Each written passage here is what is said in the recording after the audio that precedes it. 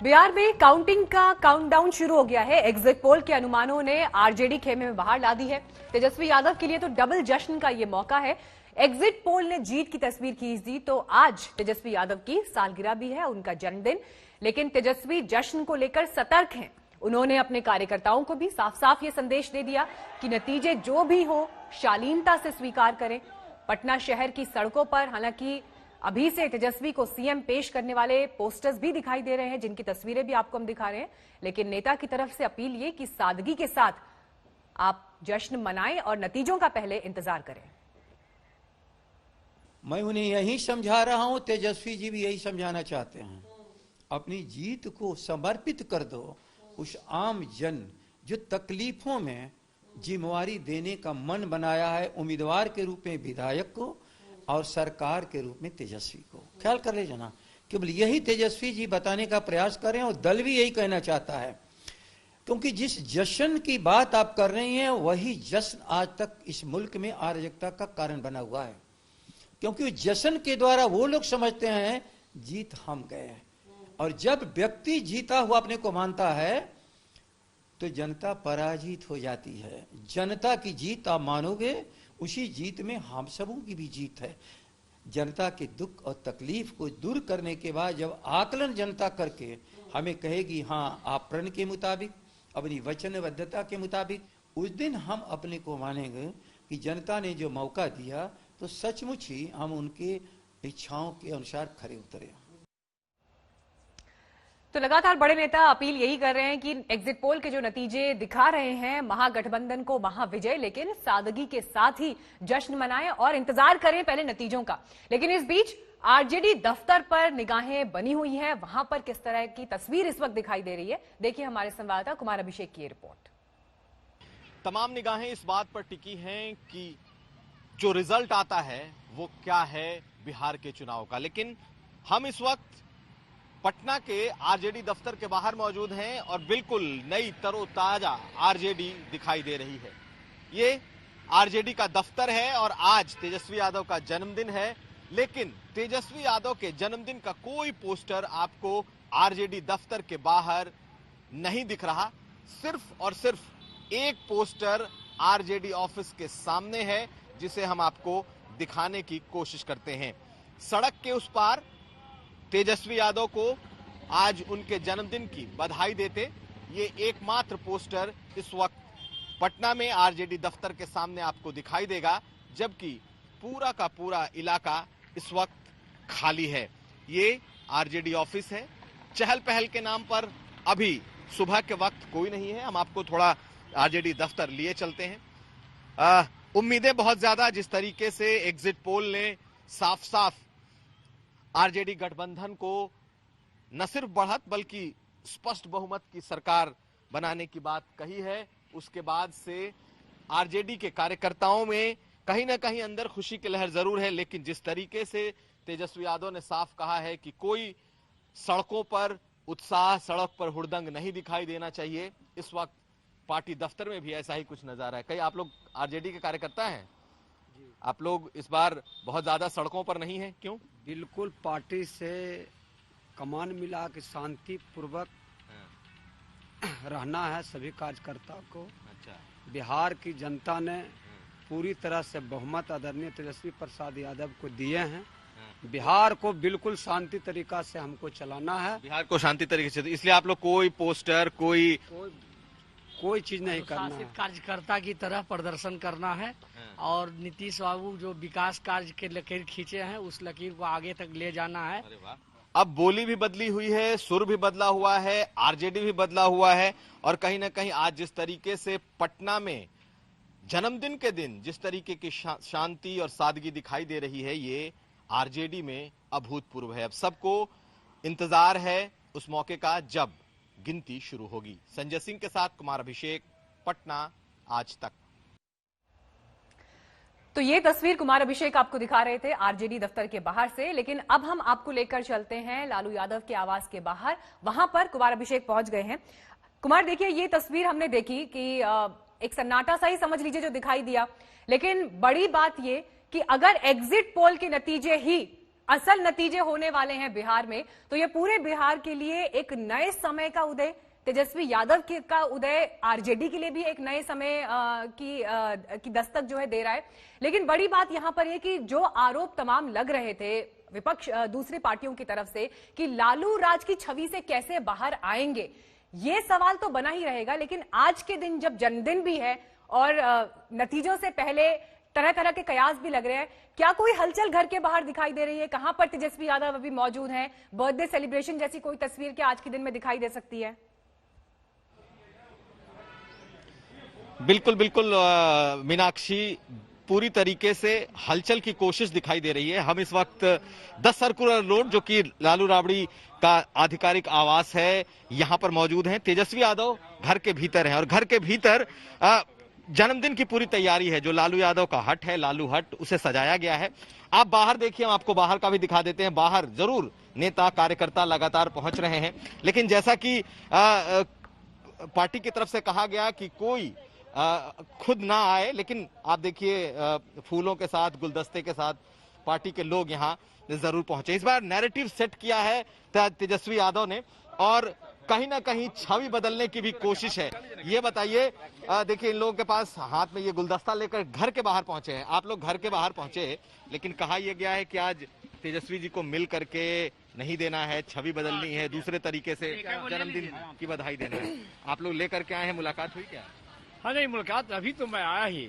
अरे मेरे मन में जो अपने नेता के प्रति उत्साह है, आज उनका जन्म दिवस है। बिहार को बदलने का जो सपना है उसको साकार करने के लिए आज नई ताकत देंगे और हम उनकी लंबी उम्र की दुआ करना है। जो वादा आपने बिहार की जनता से बिहार को बदलने का किया है। आज तो उन्होंने कहा है कि भाई आप लोग इतने गुलदस्ते लेकर के आए हैं, मुलाकात हो पाएगी लगता है? हाँ बिल्कुल मुलाकात हो जाएगी, क्यों नहीं होगी। हमारे नेता हैं, हमारी बात को किसी नहीं मिलेगी। आप लोग से मुलाकात होगी? बिल्कुल बिल्कुल होगी। काफी देर से आप लोग खड़े हैं, अभी तक गेट खुला नहीं। विश्वास है, आत्मविश्वास है। आत्मविश्वास हाँ बिल्कुल, सब लोग लेकर के आए हैं कि जी सर, जीत की उम्मीद है? जी जी, पूरा जीत होगी हम लोगों की। और एग्जिट पोल के हिसाब से तो पता चल ही चुका है और कल रिजल्ट भी सामने आ जाएगा। तो मीनाक्षी देखिए, उत्साह भी है, पहुंचे भी हैं ये सब लोग तेजस्वी यादव को उनके जन्मदिन की बधाई देने, और पीछे उनके घर के बाहर का ये दृश्य है। उम्मीद ये की जा रही है कि आज दरवाजा भी खुलेगा, तेजस्वी यादव अपना जन्मदिन भी मनाएंगे, केक भी काटेंगे, अंदर भी तैयारियां हैं, लेकिन बदले बदले आरजेडी और बदले बदले तेजस्वी के साथ। मीनाक्षी, बिल्कुल धन्यवाद कुमार आपका। आपसे हम अपडेट्स आगे भी लेते रहेंगे, लेकिन जन्मदिन से पहले ही अपील तेजस्वी यादव की तरफ से कर दी गई थी कि कार्यकर्ता पटना की तरफ ना आए, अभी शांति, संयम, सादगी बनाए रखें और नतीजों का इंतजार करें। हमारे साथ तमाम मेहमान जुड़ गए हैं इस वक्त। चितरंजन गगन हमारे साथ हैं, जनरल सेक्रेटरी हैं आप, आरजेडी के प्रवक्ता भी। चितरंजन जी, बहुत बहुत स्वागत है आपका। जेडीयू से हमारे साथ राजीव रंजन जुड़ेंगे कुछ ही देर में। गुरु प्रकाश जी आ गए हैं बीजेपी से हमारे साथ, और कांग्रेस पार्टी से आलोक शर्मा जी हमारे साथ मौजूद हैं। बहुत बहुत स्वागत आप सभी का। शुरुआत चितरंजन जी आपके साथ ही मैं करना चाहूंगी। कल लगभग इसी समय तक तस्वीर साफ होने लगेगी किसकी सरकार बनने वाली है बिहार में, लेकिन एग्जिट पोल के नतीजों से तो गदगद आप दिखाई दे रहे हैं। बाकी दिन जब भी आप पैनल पर होते थे, आज के दिन आपकी मुस्कान सबसे ब्राइट दिखाई दे रही है मुझे। लेकिन एक फिल्म है हॉलीवुड की, स्पाइडरमैन, उसका डायलॉग है, with great power comes great responsibility. बड़ी ताकत के साथ बड़ी जिम्मेदारी भी आती है। तैयार है? जी जी बिल्कुल तैयार हैं। और देखिए, एग्जिट पोल पर बहुत ज्यादा हम लोग भरोसा नहीं करते हैं, लेकिन जिस ढंग से जन समर्थन हम लोग को मिला है और शुरू से जो ट्रेंड देख रहे थे कि तेजस्वी यादव के प्रति एक जो नौजवानों का रुझान देखने को मिला, इसलिए हम लोग पहले भी आशान्वित थे, आज भी आशान्वित हैं। और कल रिजल्ट आएगा तो मैं समझता हूं कि जो एग्जिट पोल आया है उससे भी बेहतर रिजल्ट कल आएगा और बिहार के लोग एक नई तस्वीर देखना चाहते हैं, नया बिहार देखना चाहते हैं। और निश्चित रूप से एक जिम्मेवारी बिहार की जनता जो देने जा रही है, चाहे देने की संभावना है तेजस्वी जी पर और राष्ट्रीय जनता दल पर, हमारी पूरी प्रयास हम लोगों का रहेगा कि उस अपेक्षा के अनुरूप उतरे। और जिस आशा और विश्वास के साथ जो समर्थन मिला है या मिलने की संभावना है बिहार के लोगों का, उसके अनुरूप प्रयास होगा तेजस्वी जी का कि उसके अनुरूप वो खड़ा उतरे और हमें पूरा भरोसा है कि उस पर खरा उतरेंगे। उल्टी गिनती शुरू हो गई है। बिहार में फैसले की घड़ी करीब आ रही है। कल वोटों की गिनती है। एग्जिट पोल के बाद महागठबंधन खेमे में उत्साह है तो एनडीए में मायूसी। अगर एग्जिट पोल के रुझान नतीजे में बदलते हैं तो बिहार में 15 साल बाद बदलाव की बयार है। नीतीश कुमार का राज खत्म हो रहा है। जनता 31 साल के तेजस्वी यादव पर भरोसा जता रही है।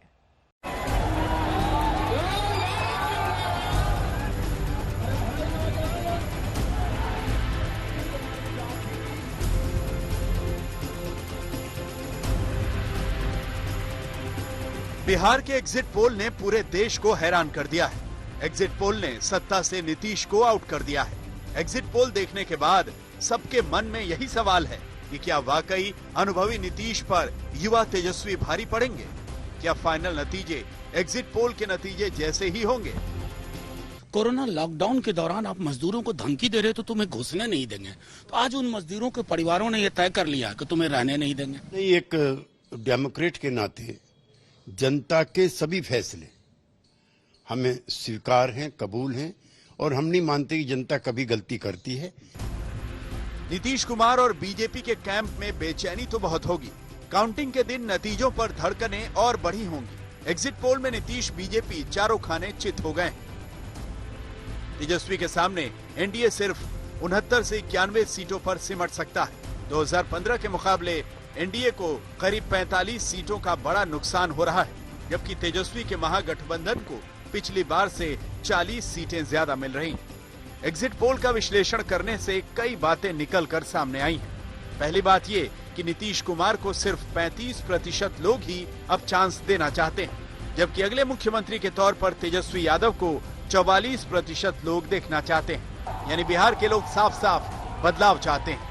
वो नए चेहरे को सीएम के तौर पर देखना चाहते हैं और इसीलिए एग्जिट पोल्स बता रहे हैं कि 15 साल राज करने वाले नीतीश कुमार के जवाब में तेजस्वी बिहार की पसंद बन गए।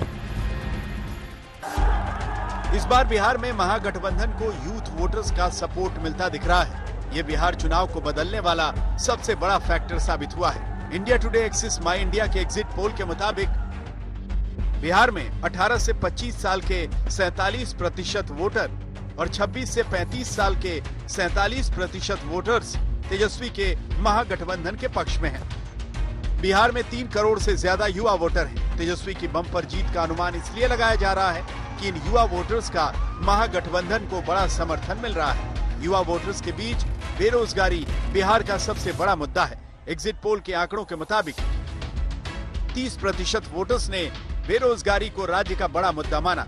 ये मुद्दा कोरोना महामारी के बीच युवाओं का बड़ा सवाल बन गया। कोरोना महामारी के बीच करीब 30 लाख प्रवासी मजदूर बिहार लौटे थे। एग्जिट पोल के आंकड़ों के मुताबिक 44% प्रवासी मजदूरों ने चुनाव में महागठबंधन का साथ दिया, जबकि 37% ने एनडीए को समर्थन किया।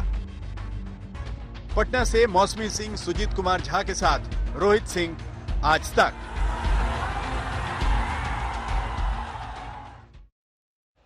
एग्जिट पोल तो यही बता रहे हैं कि अब की बार नीतीश कुमार की होगी करारी हार। हालांकि नतीजे 10 नवंबर को आएंगे, मगर एग्जिट पोल अगर सच साबित हुए तो नीतीश का संन्यास लेने वाला बयान सच होता दिख रहा है। आपको एग्जिट पोल के हिसाब से दिखाते हैं कि आखिर वो वजहें क्या रही जिसकी बदौलत नीतीश कुमार पिछड़ते चले गए।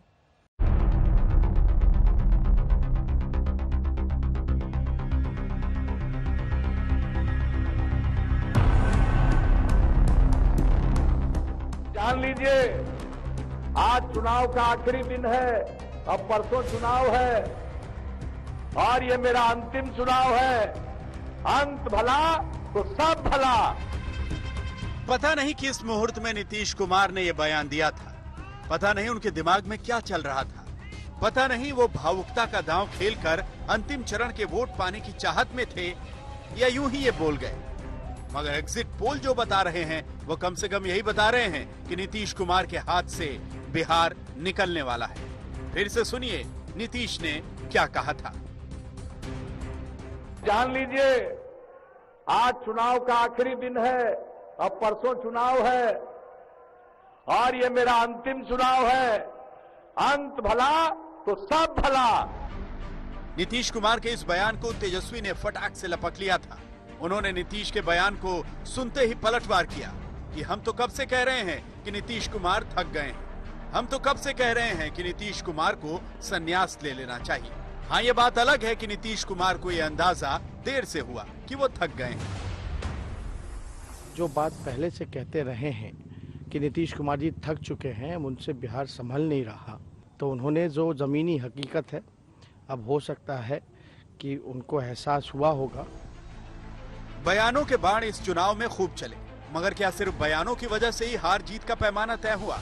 तो जवाब है नहीं, क्योंकि इंडिया टुडे एक्सिस माई इंडिया के एग्जिट पोल के हिसाब से माने तो एग्जिट पोल में नीतीश के पिछड़ जाने के कई कारण रहे। मसलन नीतीश कुमार के खिलाफ जबरदस्त एंटी इनकम्बेंसी रही। 15 साल के शासन को लोग बदलना चाहते थे। बिहार में बेरोजगारी का मुद्दा नीतीश के खिलाफ गया। लॉकडाउन के दौरान बाहर से आए 30 लाख मजदूरों में गुस्सा था। बाहर से लौटे मजदूरों को अपने सूबे में काम नहीं मिला। 15 साल में सूबे की स्वास्थ्य सेवाएं नहीं सुधरी। 15 साल में शिक्षा पर अच्छा काम नहीं हुआ। महंगाई पर काबू पाने में नीतीश सरकार फेल रही। बाढ़ पर सरकार का काम लोगों को नहीं सुहाया। बाढ़ से बर्बादी की वजह से लोगों में गुस्सा था। बिहार में अच्छी सड़कें और बेहतर लॉ एंड ऑर्डर पर मतदान नहीं हुआ। मसलन अगर एग्जिट पोल की माने तो पलायन, बेरोजगारी, स्वास्थ्य और शिक्षा के मुद्दे ने बिहार में सियासी बिसात पलट दी। अब एग्जिट पोल यही कह रहे हैं कि महागठबंधन की बयार है, तेजस्वी का बिहार है। आज तक ब्यूरो। और पटना से इस वक्त हमारे पास बड़ी खबर आ रही है। कल नतीजे आने हैं, लेकिन उससे पहले अलग अलग खेमों में बैठकों का दौर जारी है। और इस बीच पटना में कांग्रेस खेमे में भी एक समीक्षा बैठक चल रही है। और क्या हो रहा है समीक्षा बैठक के बीच, ये सुनेंगे तो आप हैरान रह जाएंगे। दरअसल विधायकों की खरीद फरोख्त की आशंका है और इसीलिए काउंटिंग से पहले कांग्रेस नेताओं का ये मंथन वहां पर जारी है। कांग्रेस को विधायकों की खरीद फरोख्त की आशंका है। कल नतीजों का दिन और उससे पहले आपको ये बता दें, रणदीप सुरजेवाला, अविनाश पांडे पटना में मौजूद हैं और ऐसी आशंका है।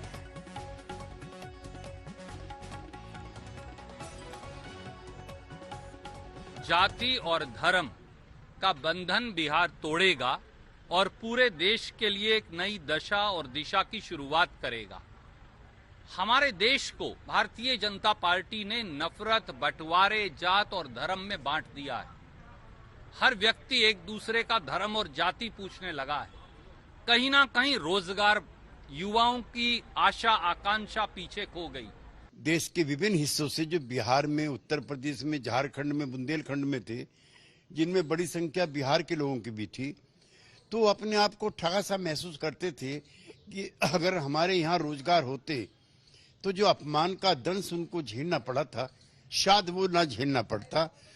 और अगर नतीजे खराब आते हैं तो मैं मानता हूं उसके लिए वर्तमान सरकार को शायद उसने दोषी माना होगा जो नहीं। आलोक जी, सवाल सीधे आपसे। मंथन हो रहा है पटना में, विधायकों की खरीद फरोख्त हो सकती है, ऐसा क्यों लग रहा है कांग्रेस पार्टी को? देखिए, मुझे लगता है कि मुझे केवल कांग्रेस पार्टी को नहीं, पूरे देश को ही, जिस तरह का इतिहास पिछले 6 वर्षों में भारतीय जनता पार्टी का रहा है, गोवा से शुरू करके अरुणाचल से होते हुए, मेघालय से होते हुए मध्य प्रदेश, जैसा हुआ है कि कोरोना की परवाह न करते हुए किस तरह से विधायकों को खरीद फरोख्त और तोड़ा गया, उनको पूरे देश को ही आशंका है।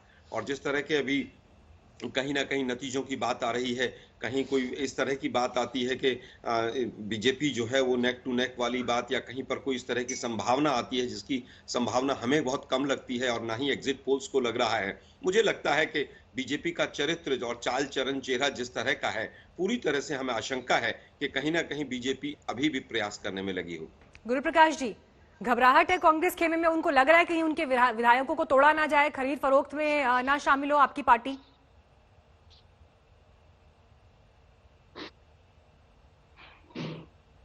गुरुप्रकाश जी।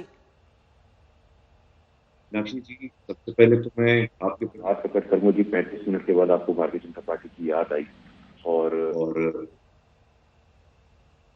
कांग्रेस पार्टी ने इस देश में संस्थापित किया है, वो चाहे भोगवाद की संस्कृति हो, विधायकों की खरीद फरोख्त की संस्कृति हो। हम लोगों ने ये देखा है कि किस प्रकार तेजस्वी यादव जी की जो पार्टी है, राष्ट्रीय जनता दल, उनको ये ट्वीट करना पड़ रहा है, उनको ये ट्वीट करना पड़ा है कि हवाई फायरिंग ना करें। ये कितना बड़ा दुर्भाग्य है। और आपके चैनल के माध्यम से मैं देख रहा हूं कि असुविधा लोगों को ना हो, हवाई फायरिंग ना हो। हवाई फायरिंग के दौरान लाखों लोग मारे जाते हैं, इसका किसी को इल्म नहीं है, लेकिन इसके बावजूद राष्ट्रीय जनता दल के पक्ष में ऐसा वातावरण बनाया जा रहा है। मैं सब देख के ताज्जुब हूँ। लेकिन एग्जिट पोल की जहां तक बात है, एग्जिट पोल का इतिहास रहा है। झारखंड 2014, बिहार 2015, उत्तर प्रदेश 2017, गुजरात 2017, कर्नाटक 2018, तमाम लोकसभा चुनाव 4 का, 9 का, 14 का, 19 का, किसी ने भी ऐसा प्रेडिक्शन नहीं दिया था। तो एग्जिट पोल तक का ओपिनियन पोल में हम लीड कर रहे थे, एग्जिट पोल पे हम ट्रेल कर रहे हैं। कल तक का बात है, दूध का दूध पानी का पानी हो जाएगा, सबके सामने स्पष्ट हो जाएगा। और जिस प्रकार राजद के लोग एज ए सेलिब्रिटी मोड में हैं, मैं तो चेतावनी देता हूँ। एक हिंदी में कहावत है, ना 9 मन तेल होगा ना राजा नाचेगी। तो थोड़ा सावधानी बरतिए आप लोग। और इस प्रकार से जो होदंगई के लिए सावधान कर रहे हैं लोगों को, ये बड़ा दुर्भाग्य है मीनाक्षी जी। और आप ये श्रेय दे रही थी तेजस्वी यादव जी को कि नौकरी का मुद्दा बना लिया गया। अरे जो राजनीतिक दल आज तक जिसका अस्तित्व जाति के आधार पे है, जाति में धर्म में भेदभाव क्रिएट करने का तमाम बुरा बाल काट डालो, ऐसे तो नारे क्या करते थे लालू प्रसाद यादव जी। लेकिन तेजस्वी यादव जी को इस बात का साधुवाद देना चाहूंगा कि उन्होंने अपने पास्ट को डिसोन किया, उन्होंने स्वीकारा इस बात को। तो जो व्यक्ति खुद स्वीकार कर रहा है कि हमारा पास ऐसा जिसको लेगेसी के रूप में हम आगे नहीं बढ़ा सकते, नहीं गुरुप्रकाश जी, मैं बार बार इस बात का जिक्र इसलिए कर रही हूं कि बिहार में जब चुनावी डिस्कोर्स की बात आई तो रोजगार का मुद्दा जिस तरह से तेजस्वी यादव ने उठाया, उसमें बाकी दल उस समय तक पीछे दिखाई दे रहे थे। और यही वजह है कि चुनाव से मात्र 5 दिन पहले जब आप विजन डॉक्यूमेंट रिलीज करते हैं तो आपको भी 19 लाख नौकरी का वादा करना पड़ता है। अगर ये तस्वीर नहीं थी तो फिर क्यों जरूरत पड़ गई इस वादे की? नहीं मीनाक्षी जी, ऐसा है पिछले 6 सहमत होइएगा इस बात पे शायद, पिछले 6 वर्षों में जिस प्रकार पॉलिटिक्स ऑफ परफॉर्मेंस के आधार पर राजनीति को संस्थापित किया है देश के यशस्वी प्रधानमंत्री नरेंद्र मोदी जी ने, उसको स्वीकार करना चाहिए। देखो तेजस्वी यादव जी के पिताजी क्या नारे दिया करते थे। और झारखंड चुनाव में मैं आपके माध्यम से बताना चाहता हूँ, पिछले साल झारखंड का चुनाव हुआ, उन्होंने बेरोजगारी भत्ता का भी ऐसा ही दावा किया था। 1 साल से ऊपर हो गया है, झारखंड में राजद कोटे का मंत्री है एम्प्लॉयमेंट विभाग में, और ना बेरोजगारी भत्ता पे कोई बात है ना कोई विचार है। तो हवाई वादों करने का इनका ऐसा इतिहास रहा है, इन वादों में कोई दम नहीं है। चलिए चित्ररंजन जी, देखिए सबसे बड़ा आरोप लगातार यही ठीक है, कंप्लीट करिए। 5 सेकंड दीजिए प्लीज। जिस तेजस्वी यादव जी ने आज तक एक दिन सरकारी नौकरी नहीं की है, जो किसी प्रकार की सरकारी नौकरी में अप्लाई करने के लिए एलिजिबल तक नहीं है, वो 10 लाख नौकरी की बात कर रहे हैं बिना बजट के, बिना ब्लूप्रिंट के, बिना रोडमैप का। ये तो हास्यास्पद है। ठीक है चित्ररंजन जी, इस बात का आप जवाब दीजिए। इसमें एक बात मैं और जोड़ना यह चाहती हूं कि बार बार तुलना जो लालू राज से होती है, तेजस्वी कह रहे हैं कि वो एक नए विजन के साथ आ रहे हैं, नई सोच के साथ आ रहे हैं, लेकिन ये तुलना तो होगी क्योंकि जो बिहार में अशिक्षा का माहौल है, रोजगार की आप जरूर बात कर रहे हैं, लेकिन शिक्षा के लिए जब वहां पर जमीन जो है मजबूत नहीं दिखाई देती, तो फिर इतने बड़े वादों के लिए रोड मैप क्या है, ये सवाल तो पूछा ही जाएगा आपसे। देखिए मीनाक्षी जी, अभी गुरु प्रकाश जी और राजीव जी दोनों अभी चुनाव हो गया, संपन्न हो गया, लेकिन अभी भी चुनाव के पहले ही अपने दिमाग को भटका रहे हैं। चुनाव हो गया, ईवीएम में जो मतदाता अपना मत दिया वो कैद है, कल क्लियर हो जाएगा, जो भी होगा वह स्वीकार होगा। लेकिन अब जब तुलना करना है तो ये चले जाते हैं दूसरे प्रदेशों में। बिहार में 20 महीने तक तेजस्वी जी डिप्टी सीएम रहे हैं। अगर तेजस्वी जी के परफॉर्मेंस को देखना है तो इनको तुलना करना चाहिए उस 20 महीनों, न कि 2005 चले जाते हैं और बगल में झारखंड और कहाँ कहाँ चले जाते हैं। 20 महीना डिप्टी सीएम और पथ निर्माण मंत्री, भवन निर्माण मंत्री के रूप में तेजस्वी यादव रह चुके हैं बिहार में, नीतीश जी के ही सरकार में। अगर तुलना करना है तो तुलना करें 20 महीना से, क्योंकि मुख्यमंत्री तो तेजस्वी यादव बनने जा रहे हैं। दूसरी बात, 2005 और 2020 में जो बदलाव हुआ है, पीढ़ी का बदलाव है, एक नई पीढ़ी आई है, और आज ही 2005 के ही इतिहास में भटक रहे हैं, और आज 2020 है, नई पीढ़ी आई है, नए सोच के साथ आया है, नया बिहार बनाना है।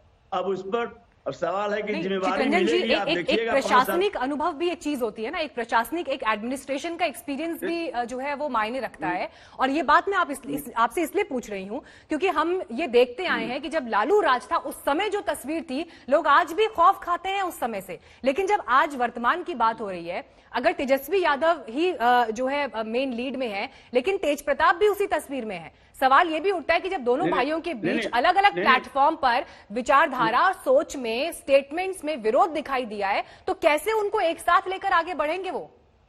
नहीं, मीनाक्षी जी, इतना दिन कैंपेन चला चुनाव का, इसमें लोगों ने महसूस किया, देखा कि नहीं देखा?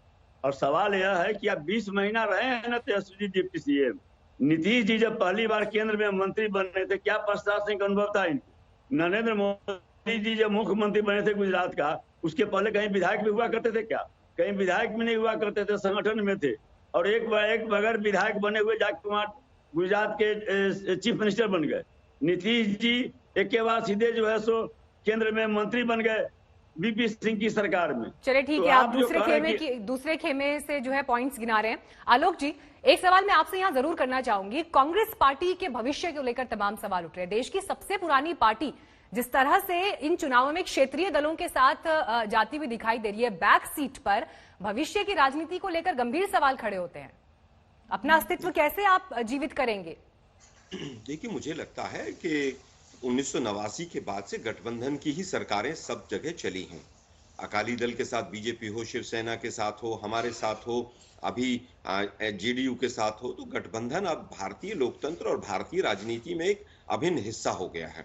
लेकिन इस चुनाव में बहुत सी चीजें मीनाक्षी जी क्लियर होकर आई हैं।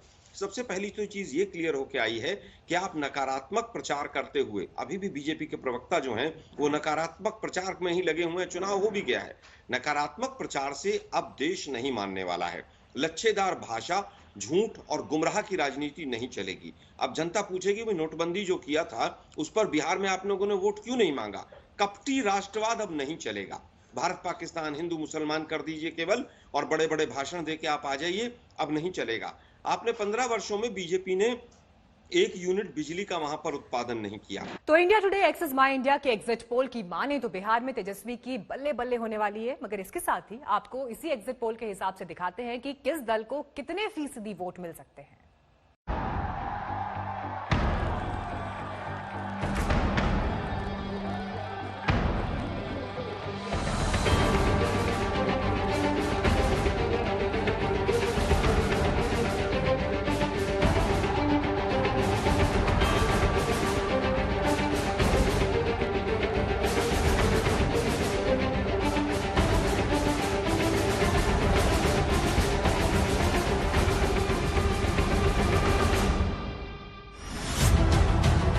अब की बार बिहार में तेजस्वी की सरकार। कम से कम इंडिया टुडे ग्रुप और एक्सिस माई इंडिया का एग्जिट पोल तो यही कहता है कि बिहार में लालू के लाल ने कर दिया कमाल। आपको सबसे पहले दिखाते हैं एग्जिट पोल के हिसाब से बिहार की जनता किसे कितने फीसदी वोट दे सकती है।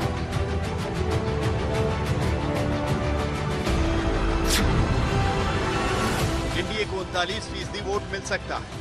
महागठबंधन को सबसे ज्यादा 44% वोट मिल सकते हैं। एलजेपी को 7% वोट मिल सकता है। जीडीएसएफ को 4% वोट मिल सकते हैं, जबकि अन्य के खाते में 3 से 5% वोट जा सकते हैं। 25% वोटर बिहार के अंदर 18 से 30 साल के अंदर है, और उसके अंदर अगर बेरोजगारी देखें तो 33% बेरोजगारी है। ये बबुआ हमारा जो है, तेजस्वी को बबुआ मान लेना, अपनी हम उम्र का मान लेना, उनकी भाषा बोलता है, उनकी तरह पहनता है, कोई उसमें दिखावा नहीं है। तेजस्वी का ये रहा कि बहनों के साथ लगता कि भाई हमारा आ गया, माओं के साथ लगता कि हमारा बेटा आ गया है, उसका बाप जेल के अंदर है। वो भी सिंपथी भी हो सकती है, एक तरह से नेगेटिव सिंपथी भी होती है कई बार। 2012-15 के अंदर लालू अगर नीतीश के साथ नहीं होते, शायद नीतीश का तब भी नहीं जीते। मैंने शुरू में कहा कि नीतीश अपने बलबूते पर मुख्यमंत्री बने नहीं एक बार भी। तो 2020 में उन्होंने दिखा दिया कि नीतीश कुमार जी, तेजस्वी भी, मेरा बेटा जो है वो भी आपको चित कर सकता है।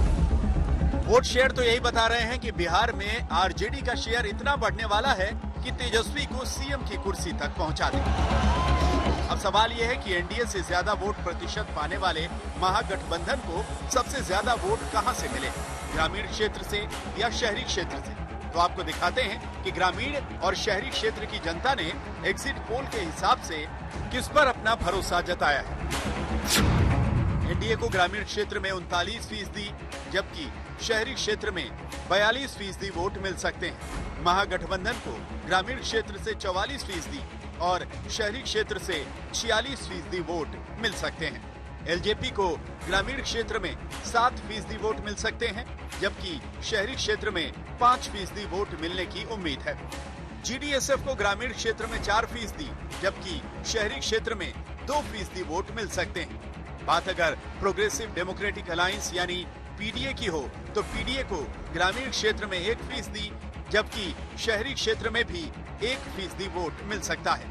अन्य के खाते में 5% ग्रामीण वोट, जबकि 4% शहरी वोट जा सकते हैं। एग्जिट पोल के मतदान का शेयर देखें तो मालूम चलता है कि महागठबंधन पर ग्रामीण और शहरी दोनों क्षेत्रों के मतदाताओं ने भरोसा जताया है। बिहार की राजनीति में यादव मुस्लिम गठजोड़ का खासा तालमेल दिखता है, लिहाजा आपको एक और आंकड़ा दिखाते हैं। ये आंकड़ा यादव मुस्लिम और सामान्य वर्ग के मतदाताओं के मत का शेयर है। एग्जिट पोल के मुताबिक एनडीए को यादवों का 10% वोट, मुस्लिमों का 9% वोट, जबकि सामान्य वर्ग का 60% वोट मिल सकता है। महागठबंधन को यादवों का 83% वोट, मुस्लिमों का 79% वोट, जबकि सामान्य वर्ग का 19% वोट मिल सकता है। एलजेपी के हिस्से यादव और मुस्लिम के 1% वोट, जबकि सामान्य वर्ग के 11% वोट जा सकते हैं। कहने का अर्थ यह है कि महागठबंधन वोट शेयर के मामले में भी अलग अलग मोर्चों पर एनडीए से आगे जाता दिख रहा है। हालांकि एग्जिट पोल के नतीजे हैं, असल नतीजे 10 नवंबर को आएंगे, मगर एग्जिट पोल एनडीए की धुकधुकी बढ़ाने वाले हैं। आज तक ब्यूरो।